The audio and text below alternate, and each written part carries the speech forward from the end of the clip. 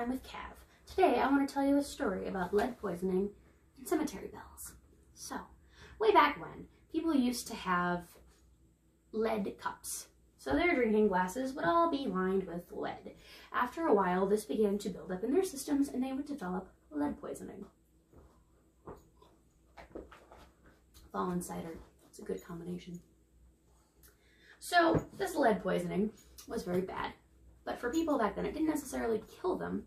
It kind of put them into a coma, which looked like death. So a lot of the times, what would happen was people would be eating dinner around the table and someone would just fall face down and it would look like they were dead. So for a while, what they would do is they would bury those people. Unfortunately, if they had lead poisoning, that person would wake up a couple of days later and find themselves buried alive.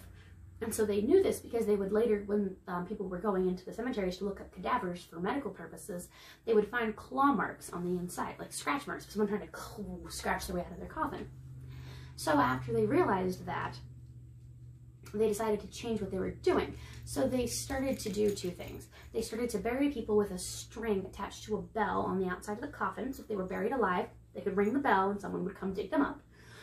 And they started leaving people at the table. So if I was eating dinner with a bunch of people and someone passed out and we thought they were dead, we would leave them there for a couple of days. Because if after a few days they had lead poisoning, they'd wake up and finish their sentence. If they were actually dead, they'd start to smell, then we would bury them. But the whole ringing the bell thing kind of always made me laugh because that means that it was some poor sap's job to sit out there in a cemetery 24/7 listening to bells, finding the correct grave, and digging it up. And that is horrifying. What if it was a ghost? What if it was a vampire? Which reminds me, tangential story, vampires counted. So what they used to do if they suspected someone of being a vampire, they would dump a whole bunch of sesame seeds on the body because vampires are compulsive counters. So then, when the vampire woke up, they wouldn't go after people, they would be too busy counting. This has been Storytime with Cav. I hope you are appropriately horrified at the thought of someone lying in a coffin and ringing a bell, and someone else hearing that bell, having to go and dig them out. I will talk to you all later. Have a wonderful day.